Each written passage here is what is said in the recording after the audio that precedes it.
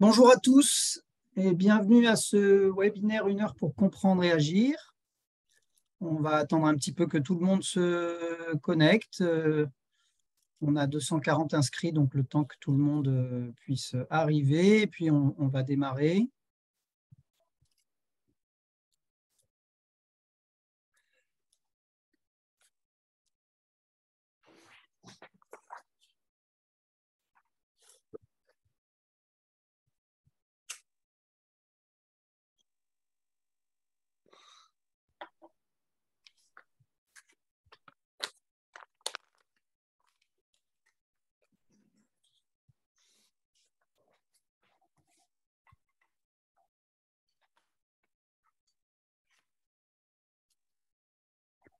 Bienvenue à ce webinaire 1 heure pour comprendre et agir sur quel financement en région pour préserver et restaurer la biodiversité.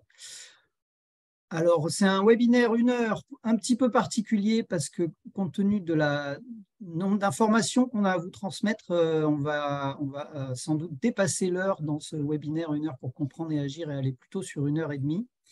Mais pour ceux qui devront nous quitter à 14 heures, vous inquiétez pas, on aura du coup le replay du webinaire qui sera en ligne sur notre site internet.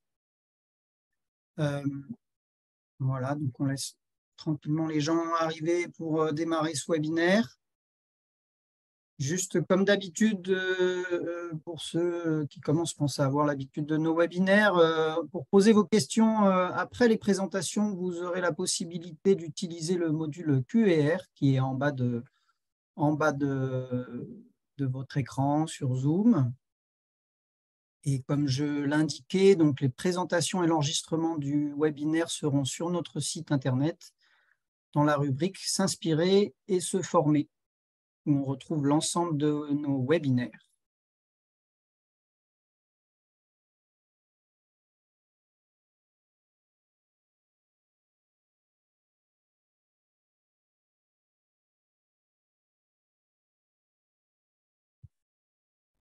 Donc on va démarrer, je vais vous présenter du coup rapidement le programme de cette 1h30 qu'on va passer ensemble, donc jusqu'à 14h30. On va essayer d'être le plus rapide possible, mais on a beaucoup d'informations à vous transmettre. On aura tout à l'heure un mot d'Audrey Michel, directrice de la RBE, qui est avec moi pour ce webinaire, présenter le comité de financeurs. Je vous présenterai dans un premier temps un récapitulatif des principaux financements et leur articulation possible en région à travers un travail qu'on a réalisé. Et puis ensuite, on aura une présentation des financements de la région Sud sur la biodiversité à travers le cadre d'intervention La Nature nous rend heureux. Jean-Paul Mariani, chef du service adjoint du service biodiversité, parcs et territoires ruraux, sera avec nous. Ensuite, on aura la présentation du cadre d'intervention eau et biodiversité par Olivier Nalbonne, chargé de mission du service eau et risques naturels. Puis le dispositif de financement milieu marin de la région Sud, toujours avec Alexis Ulrich, chargé de mission biodiversité au service mer et littoral. Et enfin, la présentation des principaux axes de l'appel à projet continuité écologique dans le cadre du FEDER. Il y aura également sur le massif alpin une présentation par Delphine Vitali, chef de service direction déléguée FEDER, service transition juste écologique et énergétique. Voilà, donc on va démarrer assez rapidement ce webinaire. Je vous le redis, du coup, ce webinaire sera en ligne sur notre site internet en replay pour ceux qui devront nous quitter avant 14h30. Voilà, principalement. Du coup, Audrey, je te laisse la parole pour présenter les principaux financeurs de la biodiversité en région. Oui, merci Thomas, merci à tous les participants d'être avec nous. Je souhaitais mentionner aussi qu'au-delà des participants, nous avons avec nous Philippe Pierron, donc de l'Agence de l'eau, qui n'a pas de présentation particulière parce qu'on a déjà fait plusieurs webinaires avec l'Agence de l'eau au mois de février sur leur dispositif propre, mais qui est présent pour répondre aux questions s'agissant des financements de l'Agence de l'eau. Donc, peut-être préciser avant d'attaquer ce webinaire qu'effectivement, l'idée, c'était avec les partenaires principaux financeurs régionaux sur les sujets de la biodiversité, de vous présenter les différents financements auxquels vous pouvez avoir accès aujourd'hui pour financer les projets que vous portez.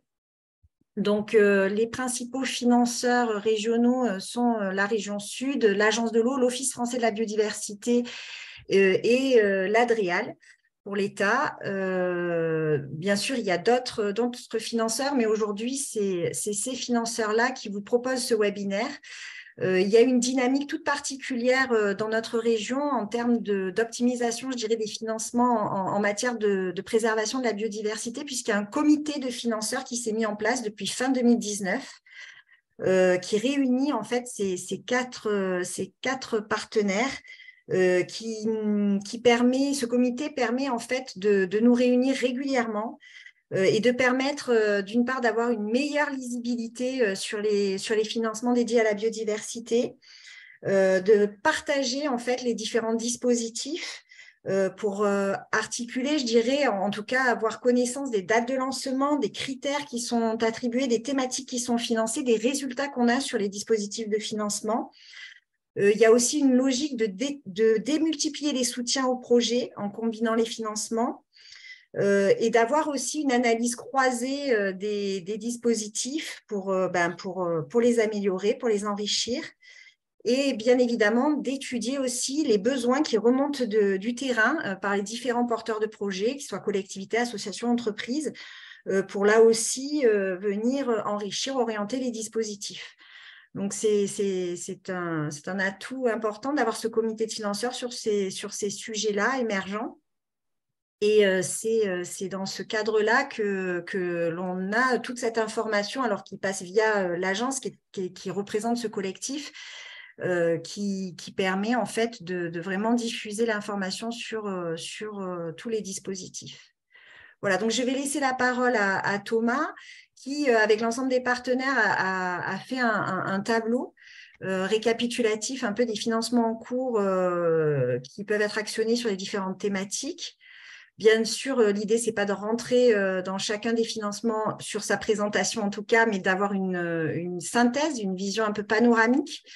Et puis ensuite, on aura une présentation détaillée pour le coup des différents dispositifs portés par la région, puisque voilà, c'était l'idée de ce webinaire. Voilà, Thomas, je te rends la parole. Merci Audrey.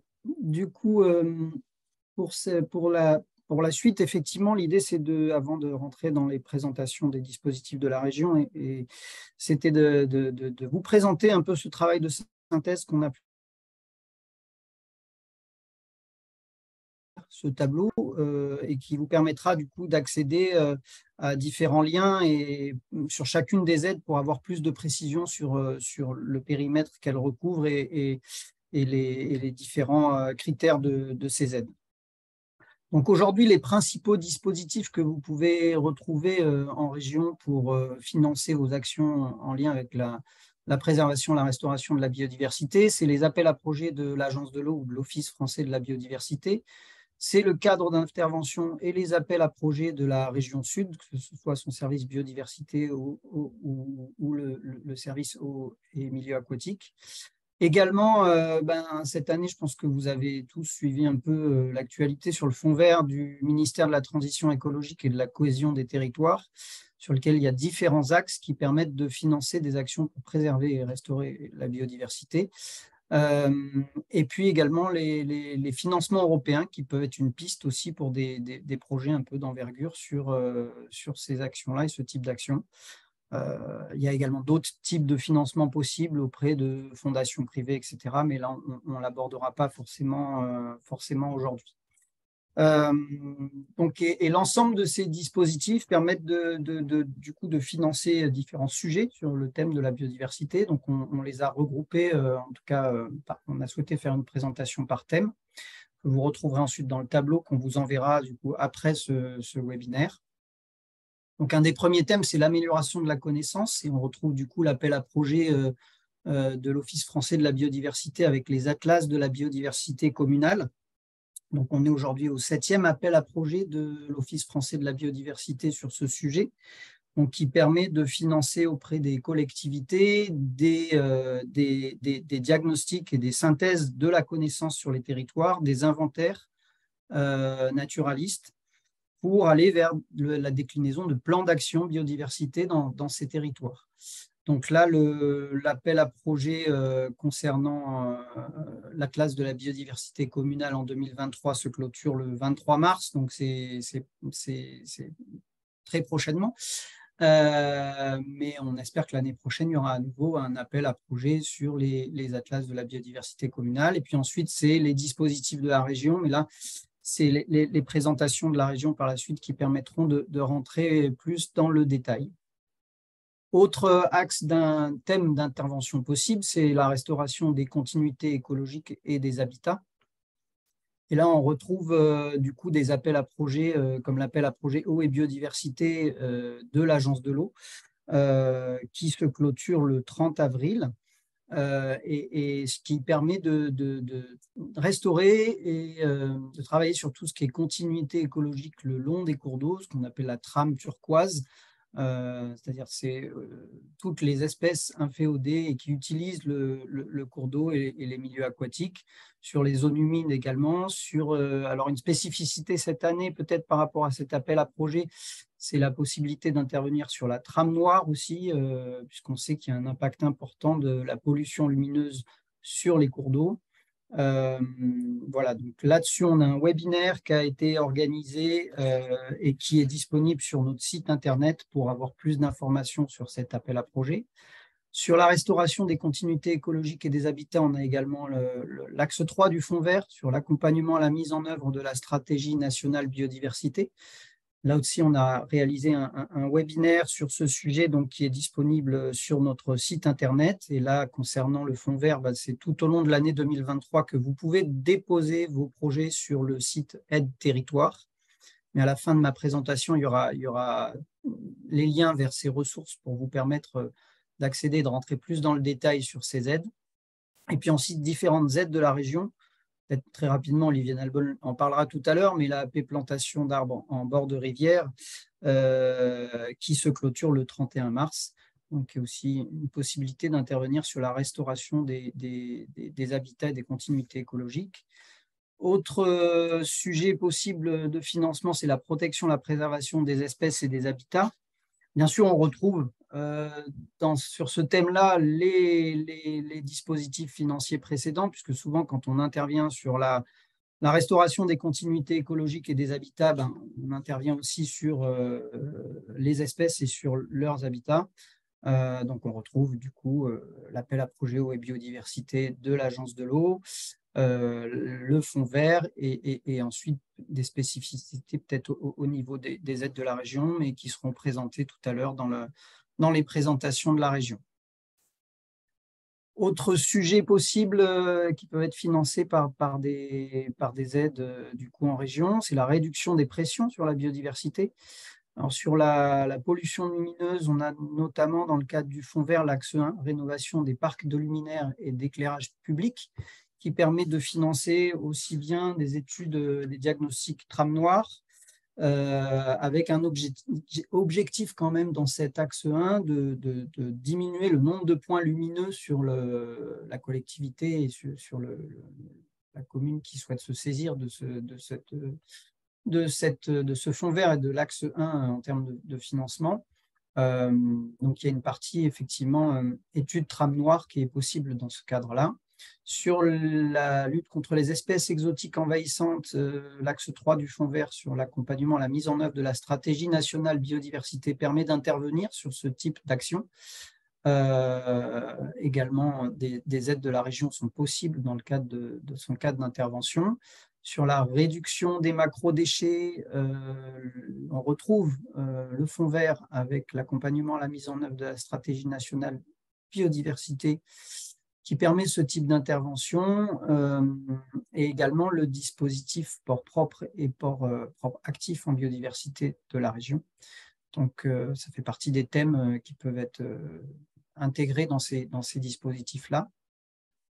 Et puis sur la diminution des pressions liées au mouillage et aux ancrages de bateaux de plaisance ou de croisière, on a aussi bien dans le fonds vert axe 3 que dans le dispositif Sauvons nos Posidonie la possibilité d'avoir des actions de type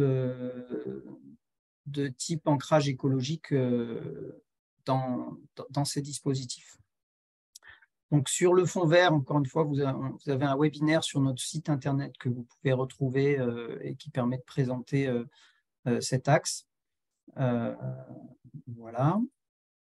Sur une autre thématique, nature en ville et aménagée avec la biodiversité, on a aujourd'hui, excusez-moi, 2 possibilités dans le cadre du fond vert.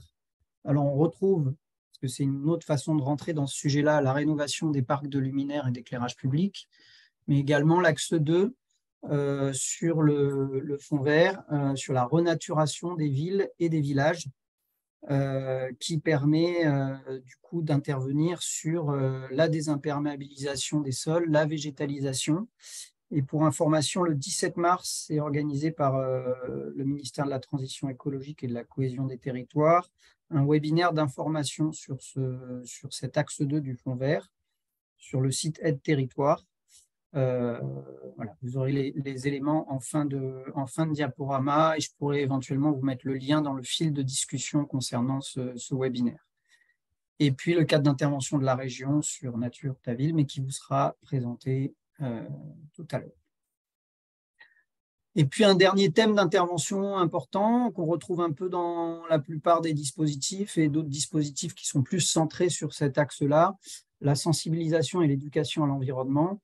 Donc là-dessus, on retrouve effectivement dans le cadre des atlas de la biodiversité communale la possibilité de financer ce type d'action puisque pour être éligible et pour être reçu dans le cadre de l'AAP, Atlas de la biodiversité communale, la partie diagnostic et inventaire sur la biodiversité sur le territoire de la commune doit être conduit avec des actions de sensibilisation auprès de la population, voire des inventaires participatifs, voilà, ce type d'action.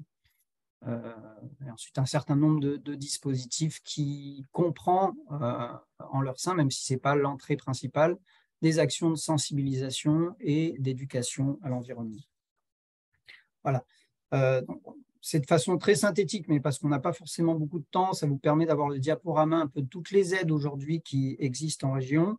Une information quand même importante, c'est que potentiellement l'ensemble de ces aides sont cumulables, c'est-à-dire qu'on peut faire appel aussi bien au fonds vert sur l'axe 3, sur l'accompagnement à la stratégie nationale biodiversité, qu'à l'appel à projet de l'Agence de l'eau sur la trame turquoise, si on a un projet de restauration de la trame turquoise ou si on a un projet de restauration ou de suivi d'une espèce liée à la trame turquoise.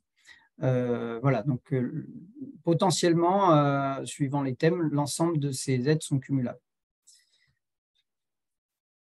Alors, d'autres possibilités de financement sur vos projets, sur des projets peut-être de plus grande ampleur sur le sujet de la biodiversité, c'est les financements européens, avec 3 types de financement, les programmes thématiques, les programmes de coopération et les programmes régionaux. Donc, les programmes thématiques sont principalement gérés en direct par la Commission européenne. Vous avez le programme LIFE qui intervient sur un volet nature et biodiversité, sur le financement d'opérations pilotes de diffusion de bonnes pratiques, de mise en place de gouvernance, avec des projets qui doivent pouvoir justifier d'un caractère innovant et reproductible. Et sur la partie LIFE, nature et biodiversité, c'est des financements sur des projets importants qui peuvent durer 5 ans, multi-partenaires et liés principalement au territoire Natura 2000 sur le volet nature et biodiversité.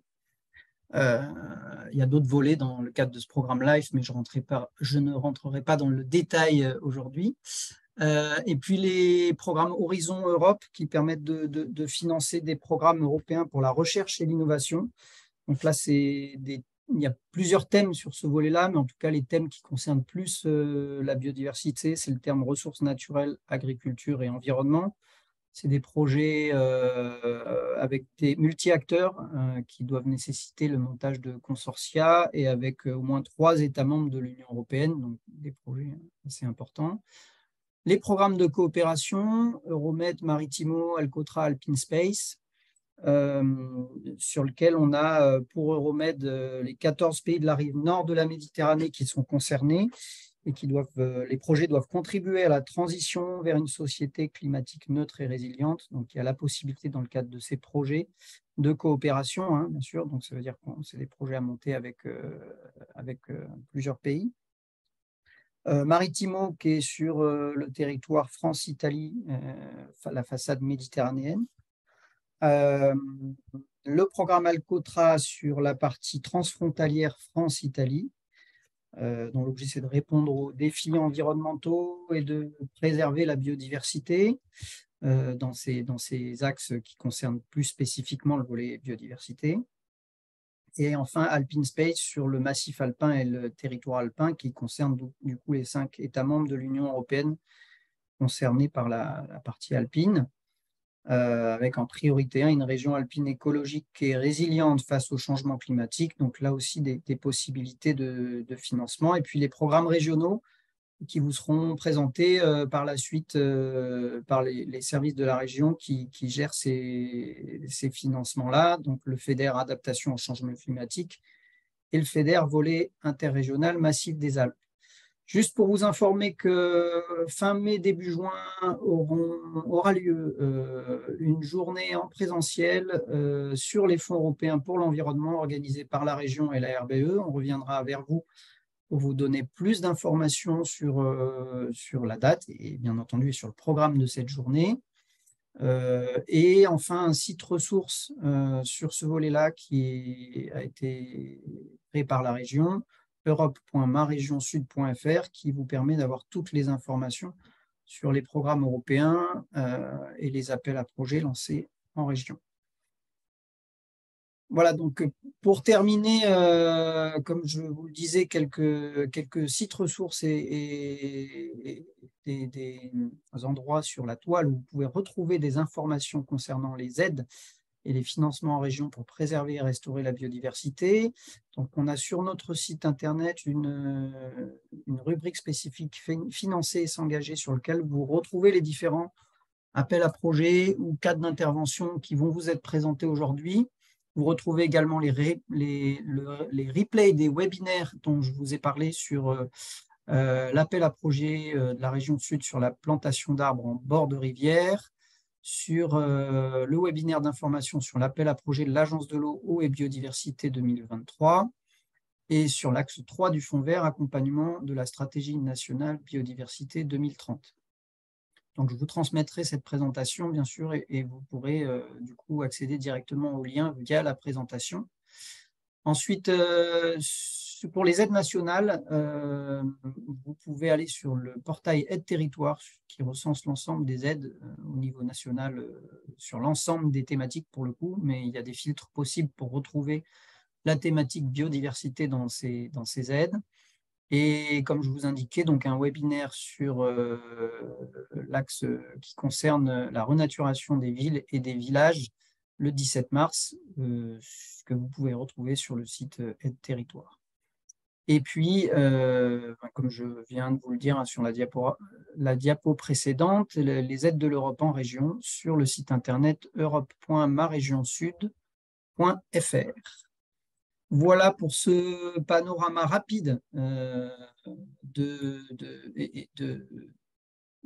peu synthétique des différentes aides possibles pour vos projets pour préserver et restaurer la biodiversité en région. Je vous propose du coup peut-être de passer directement à la présentation suivante Jean-Paul Mariani et de prendre les questions après. Juste après la présentation. Voilà. Jean-Paul, si tu es OK pour prendre le relais. Oui, merci Thomas, merci. Bonjour à tous et toutes. Je vais mettre ma caméra déjà. Ouais, Puis et partager. voilà. Voilà, alors j'ai deux écrans, donc je n'ai pas le visage en face de la caméra, mais je vais vous partager mon PowerPoint qui doit être ici. Dites-moi si c'est bon pour vous. C'est bon, Vous c'est parfait. Vous l'avez en plein écran, c'est bon? Ouais, on est en plein écran, c'est parfait. Ok, parfait. Donc, je me présente, Jean-Paul Mariani, je suis chef de service adjoint au service biodiversité, parcs et territoires ruraux de la direction de la biodiversité de la mer à la région. Également responsable de l'unité biodiversité, puisqu'on a une unité spécifique dédiée à la biodiversité. Donc, je vais vous présenter notre cas d'intervention qui se nomme « La nature nous rend heureux ». Cas d'intervention pour la biodiversité, l'éducation à l'environnement, les réserves et les parcs naturels régionaux, donc qui a été adopté l'année dernière. Donc, ce cas d'intervention, bien sûr, il a été élaboré pour mettre en œuvre les trois compétences de la région sur la thématique. Hein, donc, le chef de file, la région chef de file pour la biodiversité, les réserves naturelles régionales et les parcs naturels régionaux, donc qui sont les trois compétences liées à cette thématique. Et nous avons dans ce cas d'intervention trois différents chapitres. Un qui s'appelle La nature est notre allié, donc qui est un cadre qui regroupe plusieurs dispositifs pour la préservation, la reconquête de la biodiversité terrestre. La nature en héritage qui regroupe les dispositifs liés à l'information, à la sensibilisation, à l'éducation et à la formation, le DD comme on dit, et une partie sur les réserves, plus spécifiquement sur les réserves et les parcs naturels régionaux, mais qui ont des bénéficiaires un petit peu plus restreints. Mais je vous en dirai quelques mots aussi. Donc, je vais passer, il y a beaucoup d'informations. Je ne vais pas vous détailler toutes les diapositives. Il y a des informations dans les diapositives qui vous seront, peut-être la présentation sera mise à disposition. Notre dispositif aussi, plus détaillé. Donc, les bénéficiaires essentiels. Alors, pour la première partie, donc, sur les dispositifs pour la préservation, la reconquête et la valorisation de la biodiversité, je vais vous présenter les différents objectifs qui sont écrits là sur la diapositive et qui sont l'objet des diapositives suivantes. Les bénéficiaires sont assez larges, hein, donc les collectivités et leurs groupements, les établissements publics, les groupements d'intérêt public, les gestionnaires d'espaces naturels, quels qu'ils soient, les associations, les entreprises. Donc, voilà, c'est un dispositif à destination de beaucoup de bénéficiaires. Et les aides financières, suivant les cas, c'est des subventions en fonctionnement ou en investissement, et avec un plafond de financement de 80% des dépenses éligibles. Voilà. Comme l'a dit Thomas en introduction, des projets peuvent être cofinancés par plusieurs fonds. Donc, effectivement, les 80%, c'est la part région, les 20% restants étant d'autofinancement ou d'autres financements. Donc, 80% étant bien sûr un maximum. Donc, je vais commencer par la première partie, le premier dispositif qui est sur l'amélioration des connaissances. Le titre parle de lui-même. Ce sont là des subventions en fonctionnement uniquement, où on peut financer des inventaires de terrain, des acquisitions d'applications informatiques, des actions d'intégration, de structuration de données. On y fait aussi, on y finance aussi des études sur les effets du changement climatique, des actions menées dans le cadre de la stratégie en faveur de l'amélioration de l'acquisition des connaissances naturalistes à l'échelle régionale. Enfin, voilà, on finance beaucoup d'actions, des types d'actions très variés. C'est un dispositif qui est essentiellement actionné par des associations et des gestionnaires d'espaces naturels, mais voilà, il est très ouvert également, et nous finançons donc ce que l'on appelle des actions spécifiques en fonctionnement sur ce dispositif-là. Sur le dispositif suivant, donc là on est plus sur la question des... Pardon, excusez-moi, de la préservation et le maintien et la restauration des continuités écologiques au sens large. Donc, on a deux types de subventions. Là, on peut financer des actions en fonctionnement ou en investissement. Donc, sur le fonctionnement, c'est essentiellement bien sûr la mise en œuvre des plans de gestion, des programmes liés à la préservation et la gestion des milieux et des habitats. On peut effectivement financer aussi des actions, des chantiers participatifs, notamment quand ils sont encadrés par des dispositifs type service civique, chantier d'insertion. En investissement, on peut financer des projets de renaturation écologique, notamment qui s'appuient sur les solutions fondées sur la nature. des études préalables aussi et des travaux de restauration, de renaturation de milieux, acquisition de matériel nécessaire aux opérations, des acquisitions foncières éventuellement. Voilà, donc là aussi des types d'actions éligibles qui sont assez larges, qui couvrent un panel, tout le panel de ce type d'action. Donc, sur le troisième dispositif de ce cas d'intervention, c'est la préservation des espèces. Là aussi, on peut avoir des actions en fonctionnement ou en investissement. Voilà, donc on peut avoir des actions d'animation, on finance les centres de sauvegarde de la faune sauvage, des actions de préservation des espèces communes aussi, dans les pollinisateurs par exemple. On peut financer des opérations de réintroduction d'espèces protégées menacées, et puis la mise en œuvre des plans d'action nationaux ou régionaux sur certaines espèces. Pardon. Sur la partie, le dispositif qui s'appelle Nature ta ville. Donc là, comme son nom l'indique, on va financer en investissement des opérations de renaturation dans le tissu urbain. Donc essentiellement travaux de plantation, de restauration, de reconstitution de haies, de milieux arborés, plantation d'arbres. On finance aussi des plantations d'arbrisseaux. Bien sûr, on veut des opérations qui favorisent la mixité des espèces. On peut financer les plantations de vergers dans les fermes pédagogiques urbaines, des jardins partagés, les plantations dans des zones d'activité aussi. Et l'essentiel étant que le terrain peut être un terrain privé, mais à condition qu'il soit accessible au public, librement. Donc, on ne va pas financer, bien sûr, la plantation d'arbres dans des parcs privatifs. On peut aussi financer des opérations de conseil et la formation des personnels à l'entretien des espaces verts avec bien évidemment des maximums sur les taux de ces subventions-là. Donc voilà, une opération assez intéressante qui a été très mobilisée là, depuis 3 ans qu'elle a été mise en œuvre.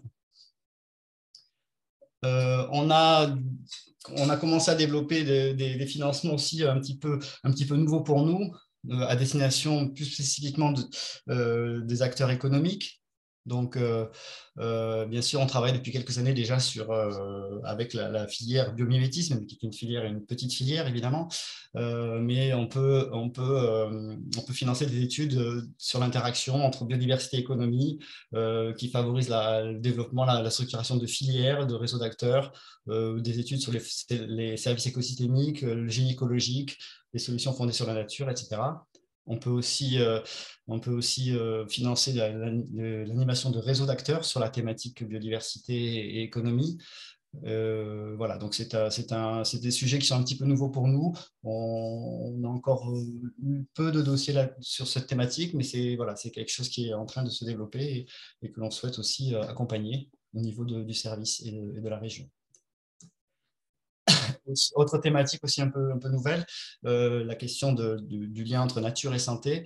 Donc là, c'est des opérations, on peut financer des opérations qui peuvent relever de la recherche ou en tout cas de l'amélioration des connaissances sur les interactions entre santé et biodiversité dans la région, notamment bien sûr toujours avec cette approche relative aux services rendus par la nature et la santé humaine et ou la santé animale. Et comme on est sur des thématiques un petit peu émergentes, effectivement, on est aussi susceptible de financer des réseaux d'acteurs qui se structurent sur cette question-là. Notamment, vous connaissez peut-être le concept de One Health qui permet de faire travailler ensemble les acteurs de la santé humaine, de la santé animale et de l'environnement. Donc voilà, c'est ce type de projet que l'on souhaite soutenir. On est aussi dans le cadre on va se placer aussi dans le cadre du plan régional santé-environnement numéro 4, qui est en train de se finaliser, qui prévoira aussi des actions en lien avec cette thématique-là. Bon, bien sûr, le service, on cofinance des projets européens portés par des partenaires du territoire, notamment sur des projets LIFE, Interreg, enfin les différents programmes que Thomas vous a présentés. On peut être bénéficiaire associé à ces programmes et porter nous-mêmes des actions d'ailleurs. On peut aussi être simplement financeurs ou on peut être nous-mêmes bénéficiaires coordonnateurs de projets, comme on l'a été notamment sur le projet Nature for City Life ou le projet, le PITEM de Divalp, qui sont en train de se terminer. Voilà, donc là, c'est aussi des financements à destination des acteurs régionaux sur différents types de projets, toutes thématiques confondues. Et un nouveau dispositif pour nous, c'est des financements destinés aux territoires, donc essentiellement des collectivités qui se mettent en place comment dire, des stratégies biodiversité ou des stratégies en lien avec la biodiversité. Donc, on peut financer l'élaboration des stratégies elles-mêmes en lien avec la biodiversité, mais aussi on peut accompagner la mise en œuvre des programmes d'action qui auront été définis dans le cadre de ces stratégies. Donc, on peut notamment financer des actions prévues par les plans d'action de démarche tels que Territoires engagés pour la nature ou les actions biodiversité qui peuvent être mises en œuvre dans le cadre de plans climat territoriaux, des agendas 21 ou des contrats de transition écologique. Donc voilà, là aussi, on fait le lien avec la gouvernance territoriale et les actions menées dans ce cadre favorables à la biodiversité. Donc la deuxième partie, j'espère que je ne suis pas trop long, sur la nature en héritage. Donc ça, c'est comme je vous le disais en introduction, ce sont des actions d'éducation à l'environnement et de développement durable, un petit peu plus larges que la biodiversité, mais quand même qui sont très centrées sur la biodiversité dans ce que l'on soutient, nous, dans notre service. Là aussi, les bénéficiaires, c'est les mêmes types de bénéficiaires que pour la première partie de notre dispositif, notre cas d'intervention, pardon, et des subventions en fonctionnement, avec pareil, toujours 80% un plafond de 80% de subventions par rapport aux dépenses éligibles du projet. Donc là, on a trois sous-parties. Donc à la découverte des parcs et des réserves et des parcs naturels régionaux, on peut financer les PNR eux-mêmes, mais également des actions de sensibilisation dans les parcs menées par différentes structures. Voilà, on finance aussi des déplacements de classes lycéens. Bon, là, effectivement, ce ne sont pas des dispositifs ils sont pas aussi ouverts que les autres en termes de bénéficiaires, mais on peut financer des actions en lien avec les parcs naturels régionaux dans cette partie-là du cadre d'intervention. La deuxième partie qui s'appelle Nature ta vie agit, là c'est effectivement plus large. On peut soutenir des actions soit directement dans des établissements d'enseignement, type lycée, CREPS, lycée agricole, maison familiale rurale, centre de formation des apprentis. Donc ça, c'est des opérations qui sont menées la plupart du temps par des associations dans les établissements. Et puis, on a élargi le dispositif aux actions d'éducation environnement et développement durable et de sensibilisation sur la biodiversité hors milieu scolaire pour des publics de moins de 30 ans, donc ce qui peut permettre aussi de financer des actions à l'université, mais pas que, des associations qui peuvent travailler dans certains quartiers, type quartier politique de la ville, des quartiers sensibles, etc. Voilà, donc on a élargi le champ qui n'est plus réservé au seul public des lycéens sur cette thématique. Et enfin, on finance bien sûr le réseau régional des acteurs de l'EEDD1, notamment avec l'Observatoire régional d'éducation, environnement et développement durable, et quelques grands acteurs régionaux aussi qui mènent des actions sur le territoire liées à cette.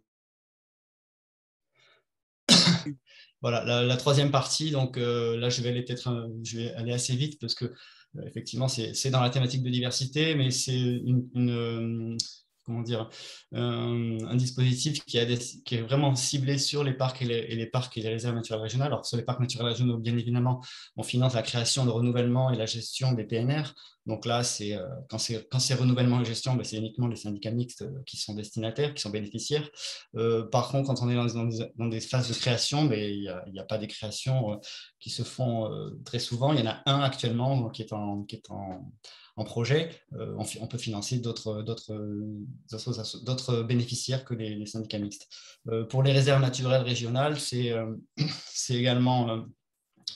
C'est également dans la gestion, on finance bien sûr les gestionnaires désignés de réserves naturelles régionales qui sont eux qui sont des bénéficiaires plus larges puisqu'on peut avoir des collectivités, des associations qui sont gestionnaires. Et pareil pour la création, on peut financer des bénéficiaires type association ou collectivité pour ce que l'on appelle des investigations pour rechercher des nouvelles zones à protéger et mettre en place, élaborer le dossier de création d'une nouvelle réserve naturelle régionale. Voilà, j'ai fait à peu près le tour de nos dispositifs de biodiversité. J'espère être dans les temps. Je n'ai pas trop regardé la montre. Oui, ça va, on est à peu près bon. On va juste prendre 2 questions pour pas perdre trop de temps. On partage Et, peut-être. ouais, et des questions qui peuvent concerner d'ailleurs tout le monde, mais là, peut-être plus spécifiquement sur ce cadre d'intervention. Quelle est la date limite de dépôt de candidature pour les financements La Nature nous rend heureux, et notamment le volet préservation des espèces? Excusez-moi, je n'ai pas précisé, on ne fonctionne pas, on ne fonctionne plus en appel à projet. C'est-à-dire en fait que le dépôt se fait au fil de l'eau et juste à la réserve près que nous avons 4 sessions de vote par an et que nous, les dossiers doivent être instruits et complets 2 mois avant. Donc voilà, après, il faut D'accord. là. Donc la prochaine session sera au mois de juin, mais on est quasiment en train de finir la préparation de la session.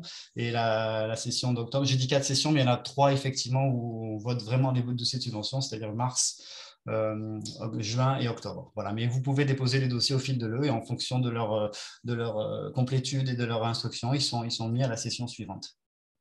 D'accord, merci bien Jean-Paul. Une dernière question peut-être un peu plus générale pour l'ensemble des intervenants. Quels sont les financements régionaux existants pour la préservation-restauration de la biodiversité en milieu agricole?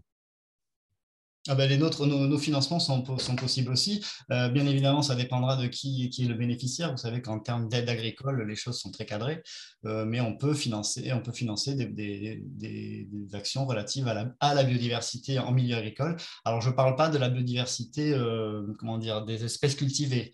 C'est plutôt les espèces, la biodiversité en lien ou autour des activités agricoles. Maintenant, sur les espèces les variétés, on va dire, les différentes variétés et races, éventuellement aussi pour l'élevage, les financements liés à ceux-ci, là du coup, on est en dehors de notre cadre. Donc, si c'est ça la question, non, on ne va pas financer les études sur les différentes variétés, quoique on a quand même financé, même si c'est pas… on a financé notamment… comment s'appelle-t-il zut, ça m'échappe. Le conservatoire d'espèces cultivées, notamment À Thomasine dans le Luberon? voilà, la Thomasine, bon, parce qu'on finance aussi le PNR, du coup, qui est du coup, gestionnaire de ce site, ou avec les conservatoires botaniques, évidemment, qui sont nos partenaires et que nous finançons. D'accord, très bien. Alors, on va peut-être avancer pour ne pas perdre trop de temps. On répondra à vos questions, quoi qu'il arrive, après le webinaire. On les a toutes récupérées. Éventuellement, si les intervenants peuvent répondre en direct par écrit dans le fil de discussion QR, ça permettrait d'avoir les réponses aussi au fur et à mesure. Et puis, si des réponses n'étaient pas apportées d'ici la fin du webinaire, on reviendra vers vous pour répondre à vos questions. Olivier Nalbonne, est-ce que tu es là? Oui, parfait. Je suis là. Eh ben, on peut passer à ta présentation sur le cadre d'intervention eau et biodiversité de la région. Tout à fait. Je partage le document. Voilà, c'est bon? Parfait. OK. Donc, bonjour à tous. Je suis Olivier Nalbonne. Donc, je suis chargé de mission au service eau et risques naturels à la région. Et donc, je vais vous présenter le cadre d'intervention de la région en matière de gestion intégrée des milieux aquatiques et de la biodiversité aquatique. Alors, tout d'abord, rappeler que le cadre d'intervention, en fait, qui prévaut aujourd'hui, c'est celui qui a été voté en 2017 et en réponse à un contexte de l'époque. Donc, je vais aller rapidement, mais quand même rappeler que la région avait établi un schéma régional de la ressource en eau, mais qui ne parle pas que de ressources en eau, qui bien évidemment aborde la question de la préservation des milieux et de la biodiversité. La région souhaitait également, bien évidemment, contribuer à contribuer à l'atteinte du bon état des masses d'eau défini dans le SDAGE de l'époque, hein, qui est désormais renouvelé avec un nouveau SDAGE. Et puis également un contexte législatif foisonnant à l'époque, avec en 2014-2015 les lois MAPTAM, les lois NOTRe, qui ont affecté des compétences alors aux régions avec le chef de file biodiversité, ça a été dit par mon collègue, la possibilité d'exercer une mission d'animation sur l'eau attribuée aux régions. Et puis aussi, bien évidemment, vous en avez entendu parler, la compétence gestion des milieux aquatiques et prévention des inondations, compétence GEMAPI, qui a été affectée aux intercommunalités. Et puis, plus concrètement, après sur le terrain, hein, on a des milieux spécifiques, des milieux aquatiques méditerranéens très spécifiques qui subissent de nombreuses pressions anthropiques liées aux usages, à l'urbanisation, et avec une petite couche de changement climatique qui vient alourdir tout ça. Donc, la politique régionale, en fait, elle soutient la gestion intégrée de l'eau et des milieux aquatiques. Donc, cette gestion intégrée, elle repose sur quelques principes que je vais rapidement présenter. Donc, c'est d'abord avoir une gouvernance locale forte sur les territoires, avec des structures de gestion qui permettent d'organiser la concertation avec l'ensemble des acteurs et de partager des enjeux, des objectifs et d'enclencher des dynamiques d'action, en fait, sur les territoires. C'est aussi soutenir le fait qu'il faut éviter la sectorisation des problématiques de l'eau et avoir plutôt une approche transversale et multi-thématique. On voit bien que si on veut traiter de la question de la biodiversité aquatique, ben, on ne peut pas se passer d'aborder les aspects quantitatifs et qualitatifs de la ressource en eau. Et d'ailleurs, petite parenthèse sur ce sujet, donc là aujourd'hui, je ne présente que le dispositif d'aide en faveur de la gestion intégrée des milieux aquatiques, mais on dispose également d'un dispositif d'aide en matière de gestion quantitative et qualitative de la ressource en eau. Le troisième concept, on va dire, qui est autour de la gestion intégrée, c'est d'avoir une unité de gestion de l'eau cohérente et qui est celle qui est privilégiée étant celle du bassin versant, l'échelle hydrographique. Et puis, évidemment, un soutien à la solidarité à l'échelle des bassins versants entre l'amont et l'aval. Donc, notre dispositif d'accompagnement, il se décline en 5 sous-dispositifs. Alors, je ne vais pas les relire parce que je vais les redétailler juste après, mis à part le 5e qui est très spécifique. Donc, les priorités fortes qu'on souhaite avoir, c'est d'avoir une contractualisation territoriale au travers des contrats de milieu avec les structures de gestion sur les territoires ou des conventions cadres avec nos partenaires associatifs. C'est de soutenir les projets d'intérêt régional et puis aussi d'avoir une vision pluriannuelle des actions et des engagements. Alors, à titre indicatif, notre budget 2023 s'établit à 2,7 millions d'euros, répartis comme vous pouvez le voir sur la diapo. Alors, le premier sous-dispositif concerne la gouvernance et l'animation. Alors, c'est un dispositif dont l'effet direct sur la biodiversité est peut-être difficilement mesurable, mais dont on sait qu'il y contribue quand même très fortement. Donc, il s'agit de renforcer les gouvernances locales que j'ai évoquées juste avant. Alors, accompagner le déploiement de la prise de compétences GEMAPI, ça c'est quand même quelque chose qui est bien installé désormais. De contribuer à l'information, la sensibilisation aux problématiques de l'eau et de soutenir l'ingénierie financière et l'ingénierie de projet.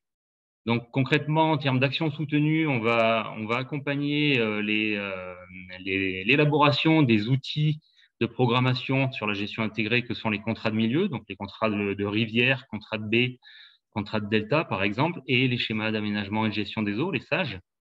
Et puis, les actions, les opérations d'assistance à maîtrise d'ouvrage qui permettent, autour de ces démarches de programmation, qui sont les contrats de milieu et les SAGE, pour organiser la concertation et la communication.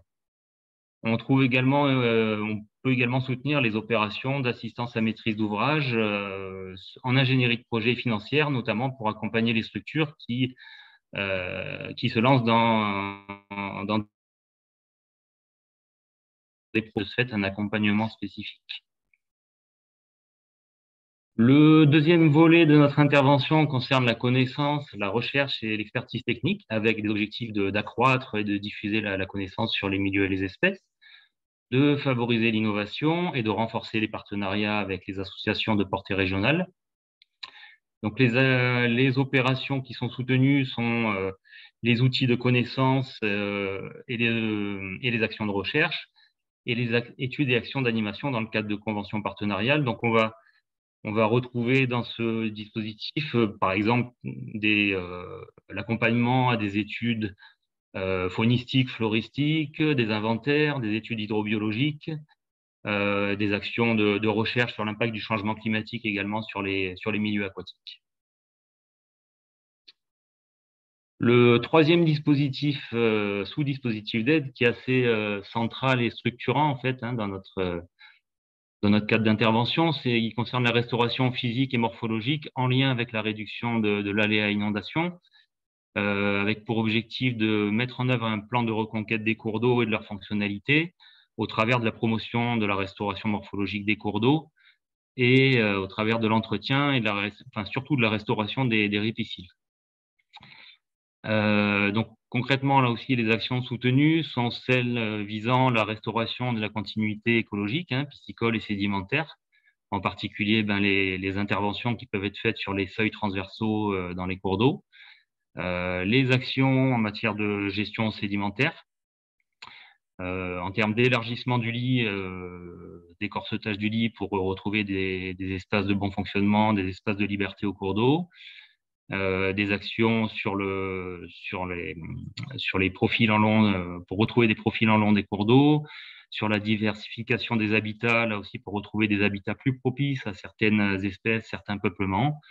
Et puis, ça a été évoqué aussi, le soutien à la plantation des arbres en bord de rivière pour reconstituer les ripisylves, donc cadre qui fait l'objet d'un appel à projet annuel depuis 3 ans maintenant. Quatrième sous-dispositif, donc qui s'intitule, alors je l'ai remis tel quel, qui s'intitule Biodiversité aquatique, trame bleue, zone humide. Alors c'est un titre un petit peu trompeur, puisqu'on voit bien que la thématique de la biodiversité aquatique, en fait, elle est transversale à l'ensemble de notre dispositif. Donc c'est un sous-dispositif qui vise essentiellement à soutenir les projets en faveur de la préservation, restauration des zones humides et à la lutte contre les espèces exotiques envahissantes, avec plus concrètement des actions soutenues en termes de connaissances et d'élaboration de stratégies, que peuvent être l'élaboration des plans de gestion stratégique de zones humides à l'échelle de bassins versants ou de territoires un peu plus larges, ou l'élaboration de plans de gestion à l'échelle de zones humides, des inventaires, des études spécifiques sur ces milieux, et puis évidemment les travaux de restauration des zones humides, avec tout ce que ça comporte au niveau des connexions hydrauliques, de gestion de la végétation, de gestion des berges de ces zones humides, et les opérations de lutte contre les espèces invasives. Et également un troisième volet qui concerne l'animation, la communication et la sensibilisation autour de ces sujets. Voilà, donc au niveau des modalités générales, donc il peut y avoir des petites nuances selon les sous-dispositifs. Donc après, je vous invite à regarder plus spécifiquement, plus en détail l'intégralité du dispositif pour voir ces nuances. Mais globalement, les bénéficiaires sont les structures publiques gestionnaires de milieux aquatiques, que sont les intercommunalités, les syndicats de rivières, les EPAGE, les EPTB, établissements publics d'aménagement et de gestion des eaux et établissements publics territoriaux de bassin. Les associations et fondations de portée régionale et certains organismes de recherche. Les taux d'aide, alors ils sont en règle générale à hauteur de 30% au maximum, avec possibilité de déplafonner ce taux dans le cadre de certains appels à projets, ce qui est le cas sur l'appel à projet sur la reconstitution des ripisylves, puisque notre taux d'aide est porté à 70%. Et quelque chose d'important qui est la priorité qui est donnée aux actions contractualisées, à la fois par rapport à la vision pluriannuelle que cela donne sur les territoires, mais à la fois aussi pour faire correspondre les moyens financiers avec les besoins sur les territoires. J'en ai quasiment terminé. Voilà, juste rapidement cette dernière diapositive pour préciser que ce cas d'intervention, il a 6 ans maintenant, qu'il convient probablement de le renouveler pour réaffirmer certains principes, notamment cet objectif en faveur de la biodiversité aquatique qui est global en fait. Ce n'est pas un sous-dispositif, c'est un chapeau à l'ensemble de notre politique. Ah, j'ai appuyé, hop, je reviens, peu importe. Clarifier les interventions sur les projets mixtes en matière de gestion de milieux aquatiques et de prévention inondation, puisqu'on dispose également d'un cadre d'intervention en faveur des risques naturels qui aborde ces sujets, et puis de bien identifier également la stratégie en faveur de la restauration des ripisylves. Voilà.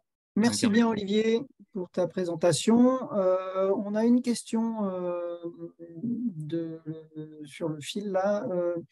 Nous souhaitons réhabiliter un étang qui existait il y a de nombreuses années et y faire un forage afin de limiter l'arrosage communal. Pensez-vous que ce dispositif pourrait être subventionné subventionner ce projet, pardon. C'est peut-être une question aussi bien pour toi Olivier que pour Philippe Pierron, l'agence de l'eau. Et moi j'aurais une question plus aussi globale. Est-ce qu'on peut déposer une demande de financement dans le cadre d'intervention de la région et en même temps sur un même projet déposer un appel à projet eau et biodiversité de l'Agence de l'eau. Alors, je ne sais pas si...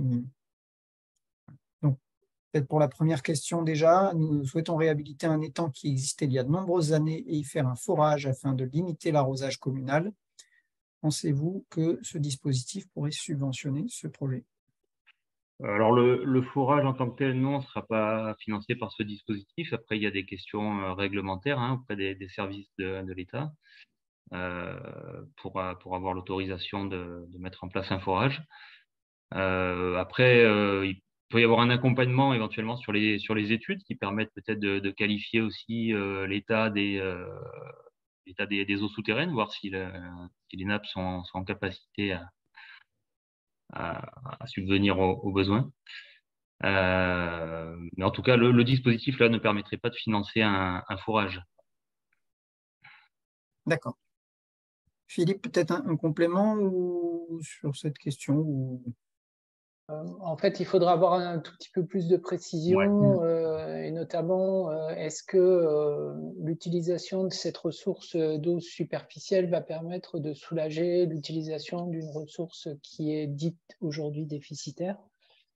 Et éventuellement, dans ce cadre-là, on pourrait, pour ce qui concerne l'Agence de l'eau, apporter une aide, mais on n'est pas du tout dans les dispositifs d'aide à la biodiversité. Ok. Et sur les cumuls du coup d'aide entre les dispositifs région et dispositifs agence de l'eau sur de la restauration de continuité écologique, c'est des choses possibles? Oui, tout à fait. Ouais. Oui, on intervient régulièrement en cofinancement. Alors la région, avec les moyens un peu plus limités qu'elle peut avoir, donc n'intervient pas forcément sur les opérations de grande ampleur, mais sur des plus petites opérations, c'est assez fréquent qu'on intervienne en complément de l'agence de l'eau. Oui, tout à fait. Ok, merci bien pour ces retours. Il n'y a pas d'autres questions. Donc ah si, pardon, j'ai quelques questions qui sont apparues depuis, excusez-moi. Allez, on va en prendre une dernière et on passe à la présentation suivante. Est-ce que l'aménagement de microbiotopes de quelques mètres carrés éparpillés dans l'espace urbain et périurbain en faveur des pollinisateurs sauvages peuvent être financés par la région ou par un autre financeur? Alors, il faudrait peut-être avoir un peu plus de détails sur le projet. Je comprends que c'est plutôt de faire de la dentelle dans le milieu urbain sur des espaces favorables aux pollinisateurs. Moi, peut-être je vous propose de vous rapprocher là pour ce projet-là du fond vert sur la nature en ville. Je ne sais pas s'il y a d'autres intervenants qui peuvent réagir.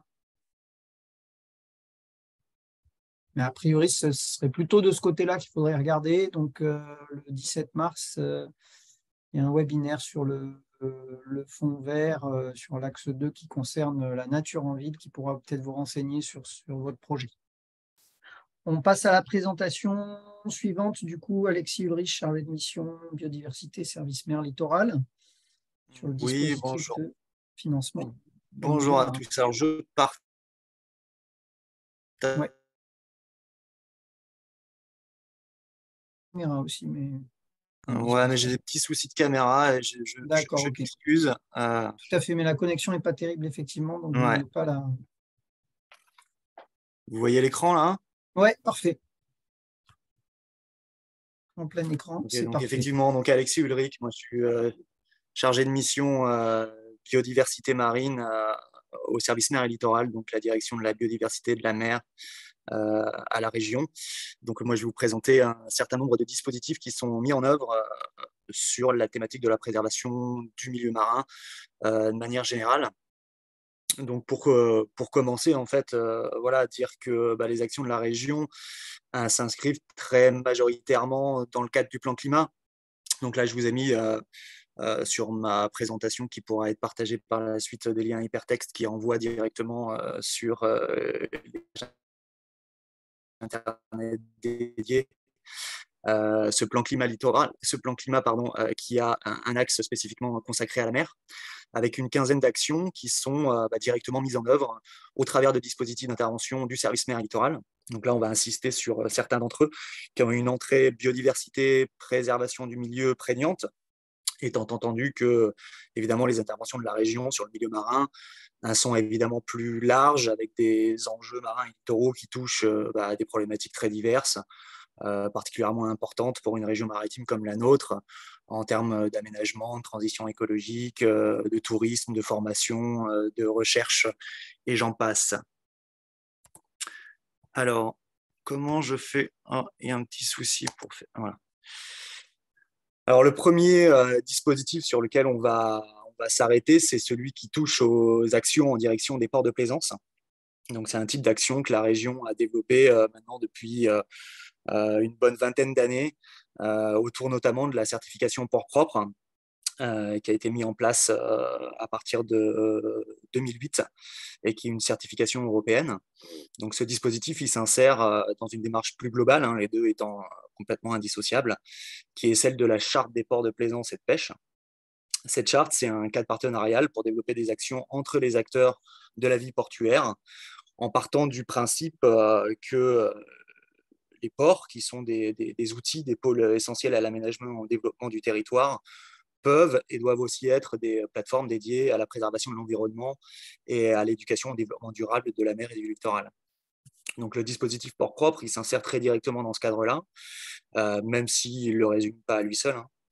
Un port propre, c'est quoi? C'est un port qui s'est engagé dans une démarche volontaire de gestion environnementale de ses activités, qui aboutit au terme du processus à l'obtention d'un certificat qui est délivré par un organisme certificateur indépendant, en l'occurrence l'AFNOR.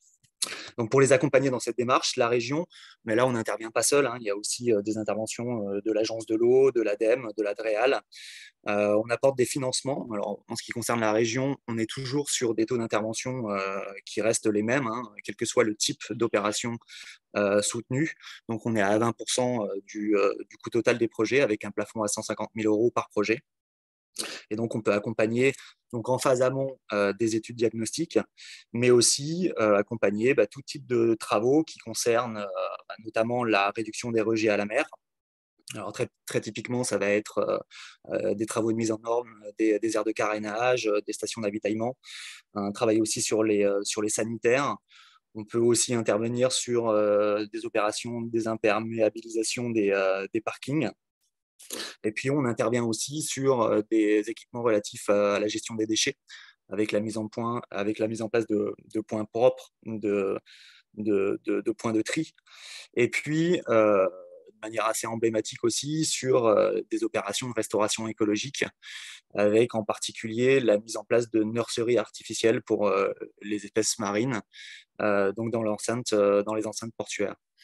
Donc depuis 2018, ce dispositif il est complété et renforcé par une nouvelle certification, donc c'est port propre actif en biodiversité, qui permet d'accompagner tout type de projet, toujours dans l'enceinte portuaire évidemment, mais des projets qui se situent à terre comme en mer, en faveur de la biodiversité. Donc là, ça peut être des actions qui sont assez variées. On peut accompagner des projets sur l'éclairage, sur la végétalisation des espaces, sur des études de performance énergétique, etc., etc. Donc aujourd'hui, on a 68 ports certifiés ports propres, une trentaine de ports qui sont certifiés ports propres actifs en biodiversité, et on est en train de travailler sur une nouvelle norme européenne commune qui, on l'espère, sera effective à l'horizon 2024.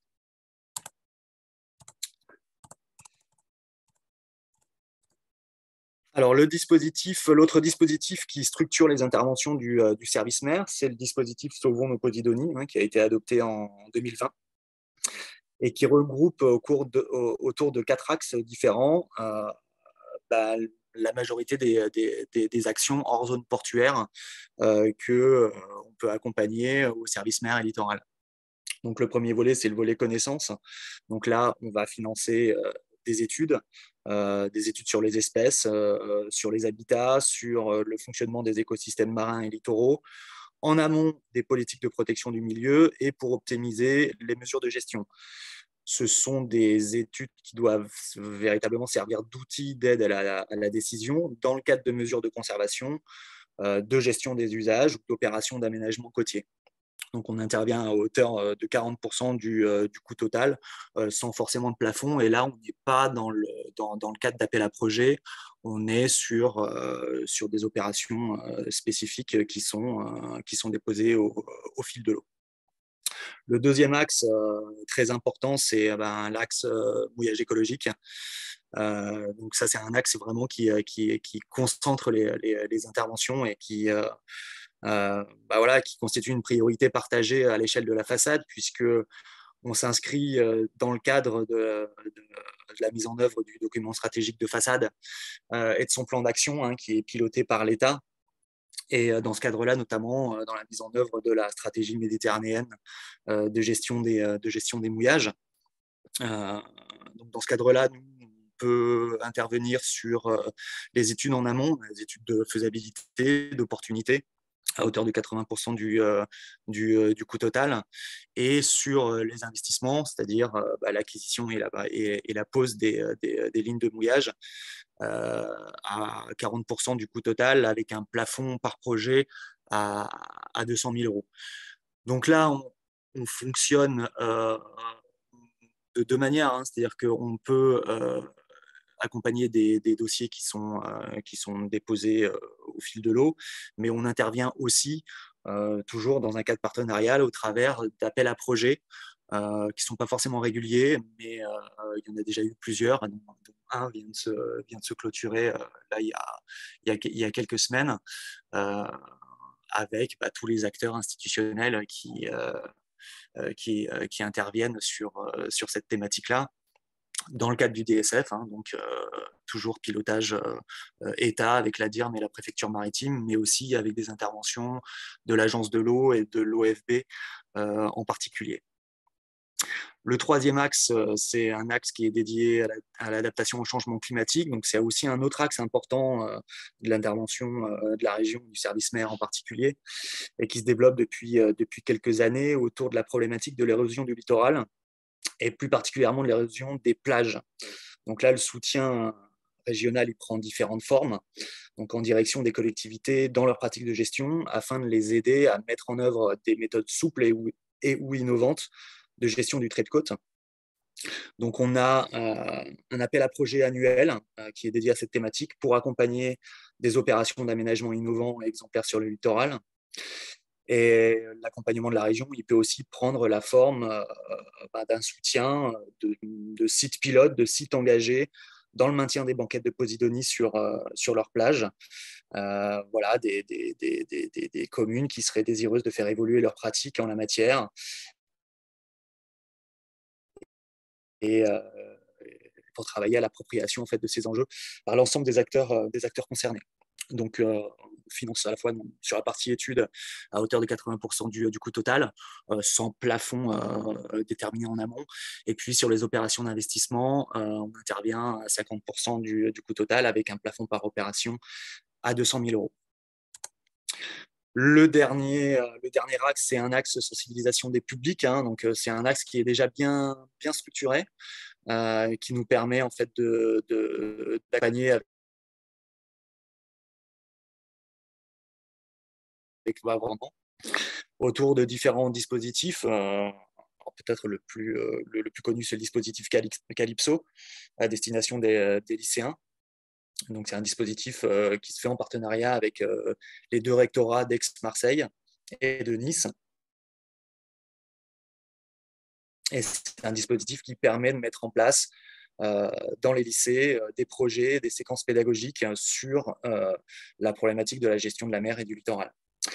On finance aussi, dans ce cadre-là, des campagnes de sensibilisation d'envergure régionale, type éco-gestes, infomer, éco-attitude. Et puis, on a aussi la possibilité d'un soutien plus ciblé aux structures spécialisées dans la médiation scientifique et culturelle quand des thématiques maritimes sont abordées. Alors, le dispositif suivant, il concerne la garde régionale marine.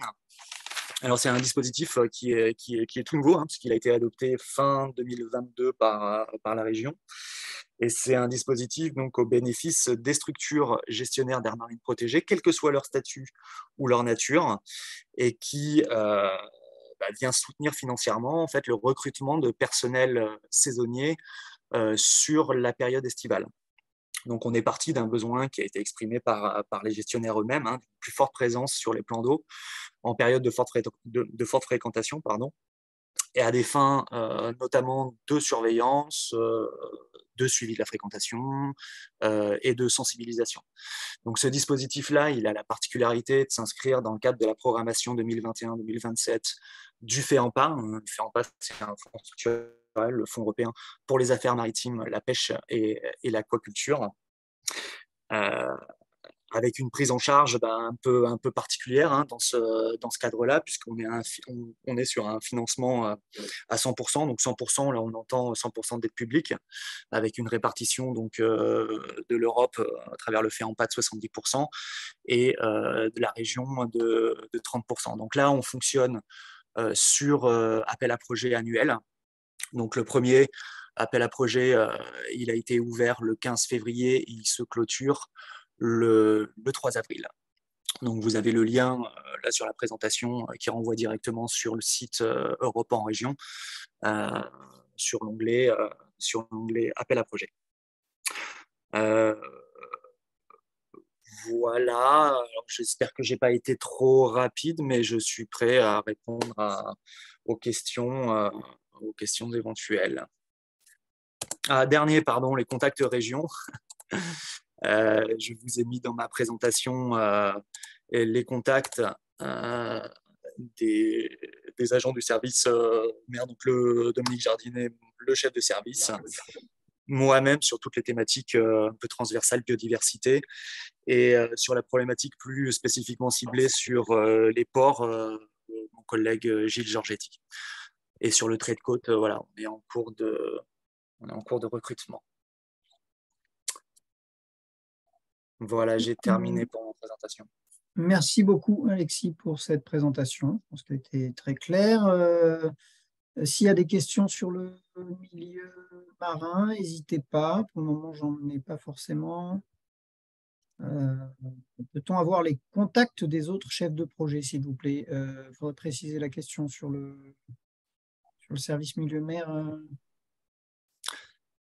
Alors, je peux les. La question. Ouais, je peux répondre directement dans le fil à ce moment-là. Parfait. Parfait. Pour toutes les questions qui portent sur vos projets en particulier, on fera peut-être des réponses ultérieurement après le webinaire, hein, Audrey. Oui, peut-être que la question peut être amenée plus largement, le fait d'avoir les contacts des personnes, que ce soit les personnes qui présentent ou les personnes qui sont susceptibles de répondre sur les différents dispositifs. On fera peut-être ce travail-là. Alors, dans le tableau qu'on vous enverra avec l'ensemble des dispositifs, il y aura un mail de contact pour poser des questions sur ce dispositif dans la plupart des dispositifs. Voilà. Donc, s'il n'y a pas de questions particulières sur le milieu marin, je vous propose de passer à la dernière présentation sur le FEDER. Delphine Vitali. Bonjour, merci. Je vais partager du coup la présentation. Effectivement, moi, donc Delphine Vitali, chef de service transition écologique et énergétique. Moi, je suis en charge de projet pour une Europe plus verte de la programmation 2021-2027 avec un programme qui a été adopté le 17 novembre dernier et qu'on commence donc à mettre en application à travers exclusivement des appels à projets qui concernent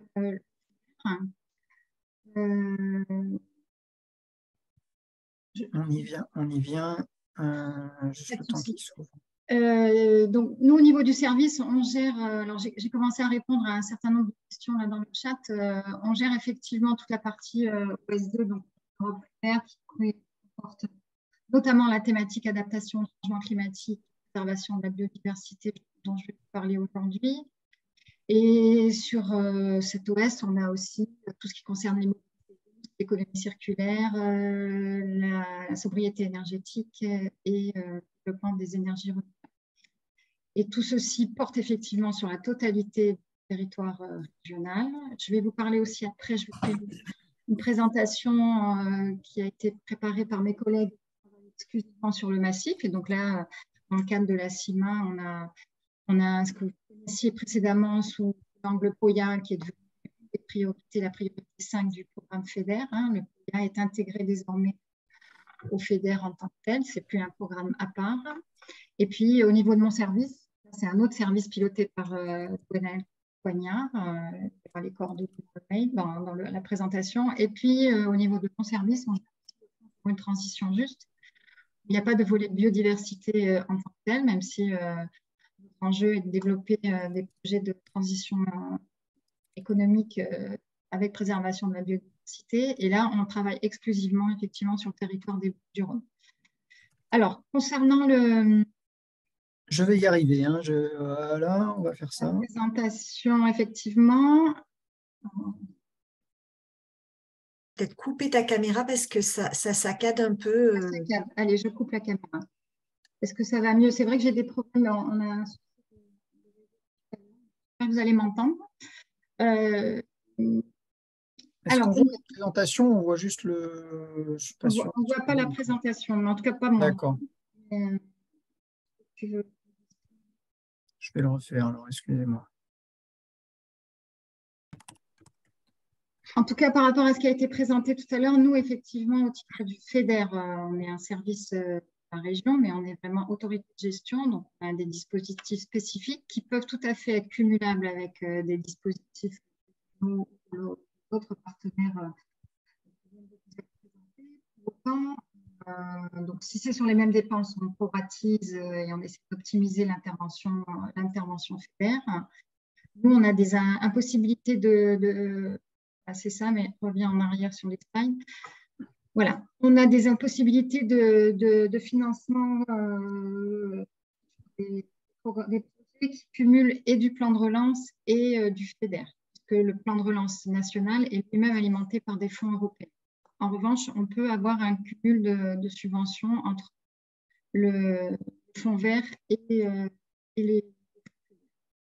Alors, comme je vous l'ai indiqué, on est sur l'objectif stratégique 2, une Europe plus verte. Là, on parle plus spécifiquement de l'objectif spécifique 2.4. Et donc là, on va ouvrir un appel à projet mi-avril. Il a été un peu décalé dans le temps pour diverses raisons, mais en tout cas, on l'ouvre mi-avril. Le calendrier de lancement des appels est désormais en ligne sur le site que citait tout à l'heure Thomas, Europe Région Sud, et mis à jour à tous les trimestres en gros. Puisque voilà, il y a des petits glissés parfois sur les appels, mais ça vous permet effectivement d'avoir une visibilité sur l'ensemble du lancement des appels et de programmation. Donc, ce premier appel à projet, il est lancé mi-avril avec une date de dépôt le 28 septembre prochain. On est sur le 2.4 sur une enveloppe globale de 33,9 millions d'euros. Là, on ouvre 15 millions d'euros dans le cadre de cet appel à projet-là, qui vise donc la première partie de ce que vous avez dans le programme sur cet objectif d'adaptation au changement climatique. La deuxième concernera un appel qu'on lancera plutôt l'année prochaine, qui vise à mettre en place des solutions fondées sur la nature pour les îlots de chaleur, préserver la biodiversité et non, Delphine, on ne t'entend pas très bien. Enfin, ça coupe un petit peu. J'ai fait un tour dans... Ok, ça va. Je suis vraiment non, mais c'est peut-être de pas... Non, mais ça va à peu près, hein, mais des fois, s'il y a des petites coupures, donc c'est juste peut-être rester à bonne distance du micro. Merci.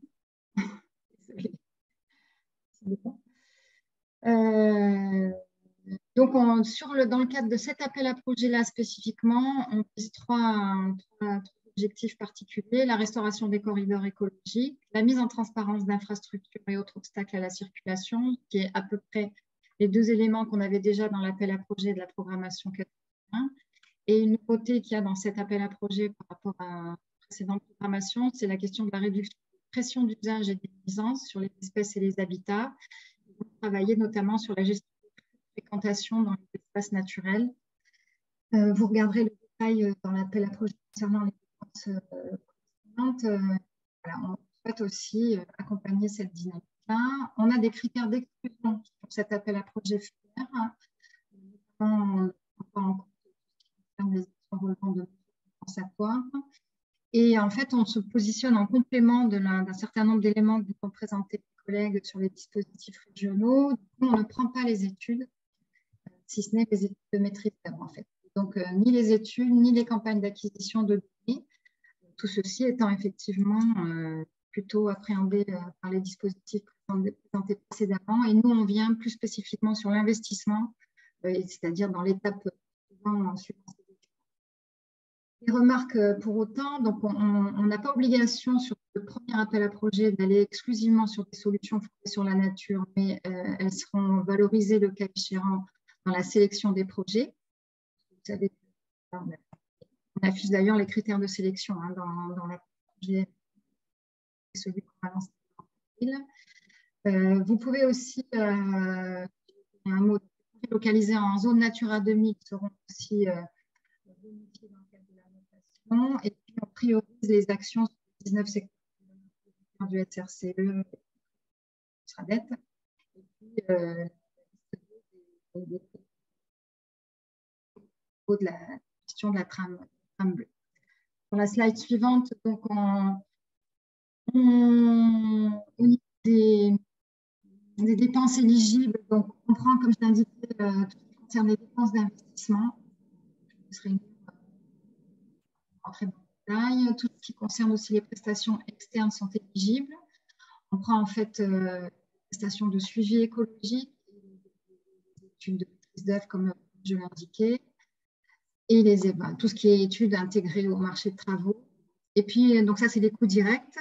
Et sur la base de ces coûts directs, on a ce qu'on appelle désormais des options de coûts simplifiés dans la nouvelle programmation 2027, pour lesquelles vous n'aurez pas obligation de nous faire des dépenses avec l'ensemble des justificatifs. Donc là, sur le coût total des dépenses directes, il y a un calcul de 7% de coûts indirects que vous mettez en gros. Et c'est sur cette base-là qu'on part sur un principe de financement et d'intervention du FEDER. Je ne rentre pas non plus dans le détail de tout ce que vous aurez sur les slides sur les dépenses non éligibles, mais mes collègues en ont parlé pour certains. Il y a des possibilités d'intervention financière par ailleurs sur le foncier. En tout cas, nous, à travers le règlement, on n'autorise pas. Les dépenses d'amortissement ne sont pas prises en compte, les dépenses en nature non plus. Enfin voilà, il y a des exclusions, donc il faut regarder ces éléments-là parce que tout ça fait partie des coûts total éligibles. Et donc, sur la slide suivante, on intervient au titre de cet appel à projet avec un seuil plancher de 200 000 € hors taxe de coût total éligible. Les dépenses que nous, on prend au titre du FEDER, il ne faut pas qu'elles soient inférieures à 200 000 €. On interviendra à hauteur de 70% sur cette assiette minimum de 200 000 €. Tout se fait en hors taxe au titre du FEDER. On n'autorisera pas les chèques de FILA. Donc, c'est vraiment chaque porteur qui doit déposer un dossier. Et vous avez cette possibilité d'avoir des coûts indirects en OCS qui permettent d'avoir un peu de fonctionnement si vous. Les bénéficiaires. Donc, on est sur des projets d'une durée de 42 mois à partir de la date d'exécution des dépenses. Et vous êtes les bénéficiaires sont donc les gestionnaires d'espaces naturels, tous les organismes publics, donc collectivités par exemple, les entreprises, mais exclusivement PME et TPE, pas de grandes entreprises, et le monde associatif. Effectivement, tous les critères de notation et de sélection sont indiqués dans l'appel à projet. Donc, on analyse les critères et on classe les dossiers. Les opérations sont notées. Et c'est celles qui obtiennent la meilleure note qui sont proposées à la programmation en fonction de la qualité de l'opération, de ce qu'on appelle dans notre jargon la performance, c'est-à-dire les capacités administratives et financières du porteur. Et la contribution du porteur aux indicateurs, puisque vous avez aussi sur cette slide, sur la programmation 21-27, les indicateurs participent du cadre de performance. Et donc, la commission nous demande d'avoir un suivi de l'atteinte des indicateurs et des cibles qu'on va envisager. Donc, sur cet appel à projet, il y aura 2 indicateurs, un de réalisation. Le premier sur la population concernée par la restauration et la création d'espaces naturels. Et le deuxième sur les hectares d'infrastructures vertes qu'on aura mis en place à travers le soutien FEDER. Pour finir, les contacts au sein du service transition juste écologique et énergétique, vos 2 référentes seront Élodie Garib, que vous connaissez la plupart, pour certains en tout cas, qui est mon adjointe, et Charlotte Guéringui, qui qui sera aussi, donc c'est elles qui sont chargées de finaliser l'appel à projet qu'on va lancer là en avril. Et on a une adresse générique FEDER OS2 où vous pouvez envoyer vos questions. N'hésitez pas à aller sur le site Ma Région Sud pour regarder localement le détail de cet appel à projet. On encourage tous les porteurs à nous envoyer une fiche projet. N'hésitez pas d'ailleurs, si vous avez avant même le lancement sur la base de la présentation, si vous avez d'ores et déjà des propositions de projet, à remplir la fiche projet qui est en ligne et à nous la transmettre. On échange avec vous sur le correspondant. Voilà pour ce premier support. Donc là, c'est au titre OS2, donc objectif stratégie 2. Et puis ensuite, Thomas, si tu veux, sur le deuxième support PowerPoint, où on a effectivement un volet biodiversité plus spécifiquement et exclusivement sur le territoire du massif. Donc là, c'est l'objectif stratégique 5. Donc vous connaissiez peut-être précédemment sous l'appellation POUIA. Donc là, c'est un objectif à 5 millions d'euros. Sur ce premier appel à projet qui a été publié, 3 millions d'euros sont ouverts avec des dépôts échelonnés. Donc c'est un espèce d'appel à projet au fil de l'eau. C'est une nouveauté là aussi. Et donc les prochains dépôts, il y en a un dans pas longtemps, là, le 31 mars, et un autre le 13 juillet 2023. Dans d'autres, c'est effectivement écrit là.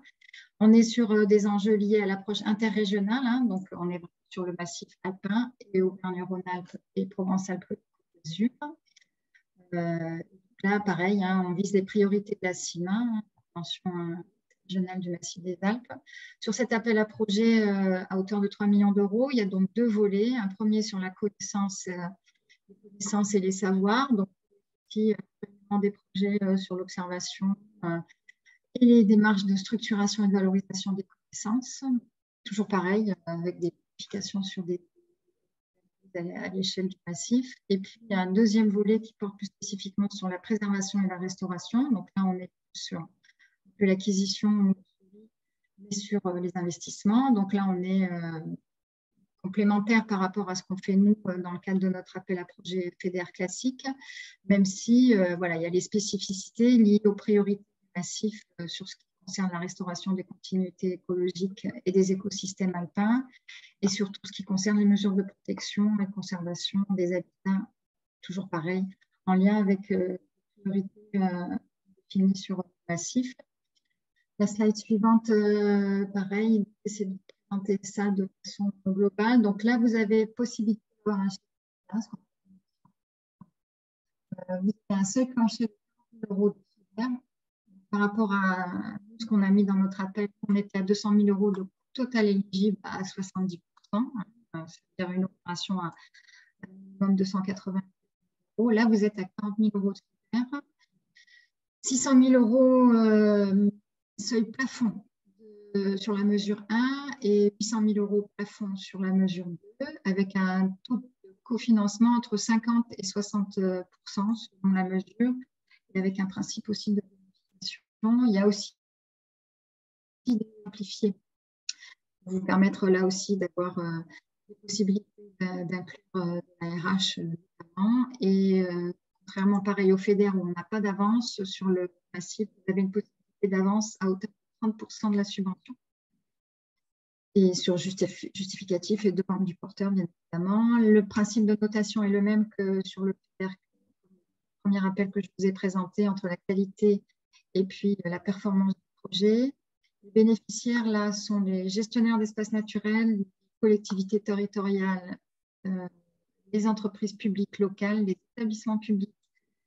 Il y a, par rapport à nous, la différence, il y a les instituts et organismes de recherche, notamment à cause de la question de l'acquisition de connaissances, les associations environnementales et les PME et TPE, puisque sur le massif, comme sur le premier appel que je vous ai présenté, les grandes entreprises ne sont pas autorisées. Les dépenses éligibles concernent les investissements, les prestations externes, la communication, le personnel, les déplacements, restauration, hébergement, ce que nous, on a mis dans notre OCS à 7%, et tout ce qui concerne les structures qui sont, eux, affichés en tant que coûts indirects. Là aussi, vous avez les coordonnées. Alors, c'est le service de développement territorial intégré piloté par ONF. Et votre référente, c'est Karine Caudron, avec ses coordonnées. Et là aussi, vous avez une adresse générique SDT. Et là aussi, on vous encourage à transmettre une sur le projet à être accompagné aussi. On peut vraiment beaucoup t'entendre. Je ne sais pas si tu as terminé. Si, j'ai fini. Je suis désolée, mais je ne peux pas faire mieux. Je suis au maximum de mon réseau. Et là, je suis à la région. Et ben, finalement, ce n'est pas là où ça marche le mieux. Bon, j'espère que tout le monde a entendu quand même une grande partie et le support a bien aidé à te suivre. Je suis désolée. Il n'y a pas de souci. Mais voilà, c'est pour te l'indiquer. Et c'est bien que du coup, tu aies pu arriver au bout. Thomas, je te laisse. Oui. Donc, on est allé au bout, je pense, de ce webinaire. Il est 14h30. On prendra les dernières questions qui sont posées. On vous répondra peut-être par la suite pour ne pas vous garder trop longtemps. Vous aurez du coup le replay de ce webinaire en ligne sur notre site internet. On vous enverra un lien à tous avec le tableau également de rappel des différents dispositifs financiers qui existent et les liens pour poser vos questions auprès des contacts et les différentes présentations sur notre site internet. Juste pour vous dire que les prochains webinaires 1 heure pour comprendre et agir auront lieu le 28 mars sur la présentation du guide Planton local et puis le 11 avril sur aménager durablement nos villes et nos villages. Voilà, je remercie tous les intervenants pour ce webinaire. Peut-être un mot de la fin, Audrey, sur… Un grand merci. Merci aux participants d'être restés jusqu'au bout sur ce webinaire 1 heure qui est devenu 1h30. Un grand merci aux partenaires de toute cette présentation, de toute cette richesse. Donc, webinaire, les présentations seront mises à disposition. C'est énormément d'informations. Donc, effectivement, c'est bien d'avoir les supports derrière. Le tableau de croisement des financements avec le contact des différents chargés de mission qui sont référents pour que vous puissiez approfondir avec eux directement. Voilà, un grand merci à tous et au plaisir de vous retrouver sur un prochain webinaire. Bonne journée. Merci, au revoir. Au revoir, merci. Merci, au revoir. Merci, au revoir.